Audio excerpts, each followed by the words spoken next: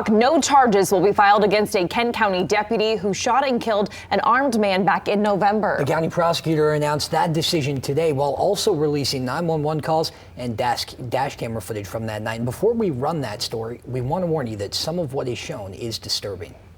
I've got a vehicle that's outside of my residence. Just before 4 a.m. on November 24th, Stephen Saucier called 911 about an unknown vehicle in his driveway. It turned out it was an Uber driver dropping off his wife Megan's friend, Anastasia. But at the time, Stephen told dispatchers he didn't know who it was. It's got the flashers on. It's on our lawn. They're kind of expecting Anastasia at least, but they were clearly not sure why this Cadillac was on the front lawn. Prosecutors say the trio had gone out earlier in the night and Anastasia somehow ended up with a head injury. They say it's still not clear how to this day. They think both Anastasia and Stephen were intoxicated, leading to an argument at the Saucier home. There was clearly an argument between Stephen and Anastasia. It was one of those things, it starts as a kind of a joke, kind of funny, and then it gets more serious, and he orders her out of the house. Megan ended up taking Anastasia to the hospital for treatment, but returned home alone. Meantime, Anastasia called her parents from the hospital saying someone had assaulted her with a bat. She took an Uber to the Saucier home, and her parents met her there. But when they went to the door to get her purse and clothes, things escalated. He's beating my husband. They just said that my daughter was out with them. They came to the house. He took a baseball bat to my daughter.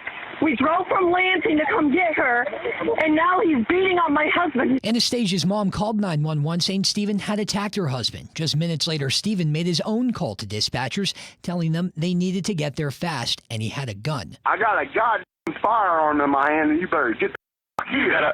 You got a firearm in your hand? Yeah, you better get the here.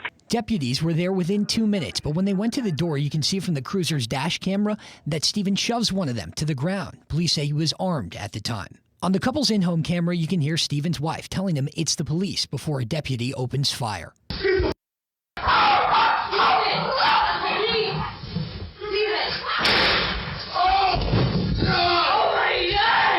Stephen died at the scene. Kent County Prosecutor Chris Becker thinks it was all fueled by alcohol, calling it senseless. All these people are, for the most part, no criminal history, nothing, there's no, at best there's a shoving match, there's no baseball bat involved, and, somebody ends up dead. But he says the deputy was justified in the shooting because the deputies felt their lives were in danger. His partner, as I kind of lead off my conclusion, says, I think you've saved my life, seriously.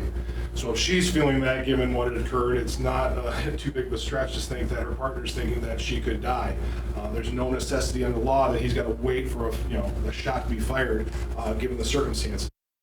Prosecutors say Stephen's behavior that night was out of the ordinary for him. He had no prior run-ins with the law, and his wife told police she had never seen him acting like that, even when he'd been drinking. An autopsy found his blood alcohol content to be at .22.